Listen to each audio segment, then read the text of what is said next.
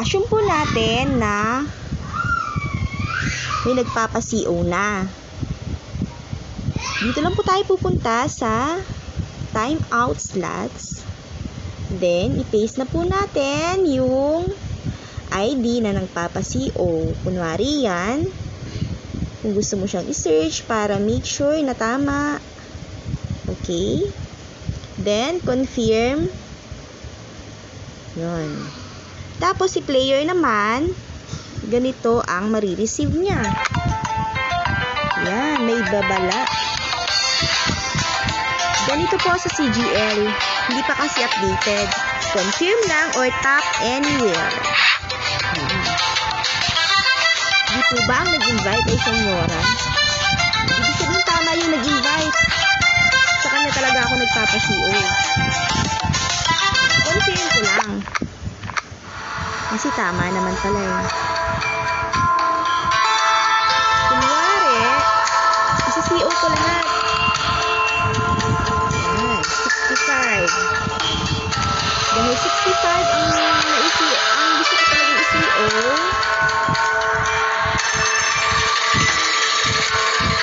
i-start ko na siya.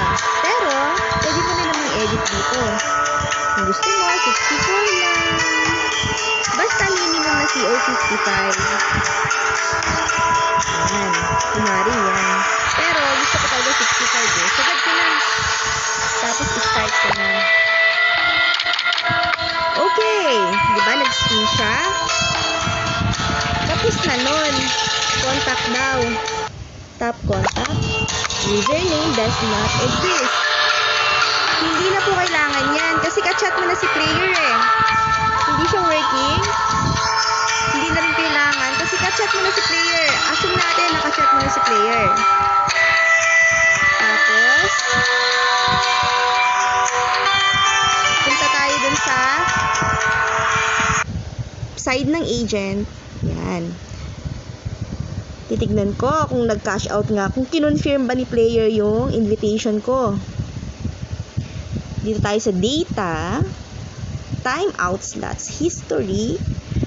Then, ngayong araw na to siya nagpa-cash out, diba? O, di wala na tayong papalitan sa date. Check. Tap check. Ayun. Ayun nga. Na-receive na natin yung CO. Ngayon, dahil wala namang CO number, diba? CO number kanya, tas 65 lang. CGL app kasi yon, kaya hindi siya nagtanong ng CO number.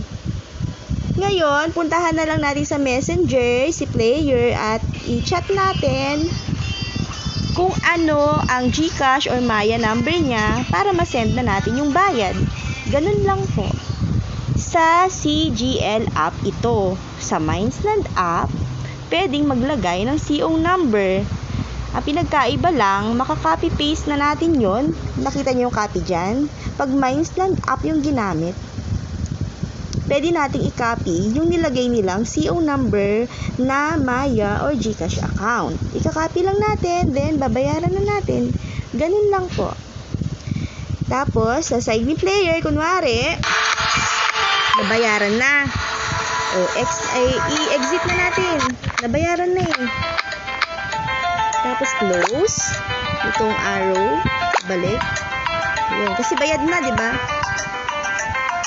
Pag first time mo siyang katransact yung isang agent, may lilitaw dito na magpa-pop up, magpapa-rate siya. Kung maganda ba yung service ni agent. Kanina kasi natap ko na, nag-rate na kanina. Kaya, hindi na siya applicable.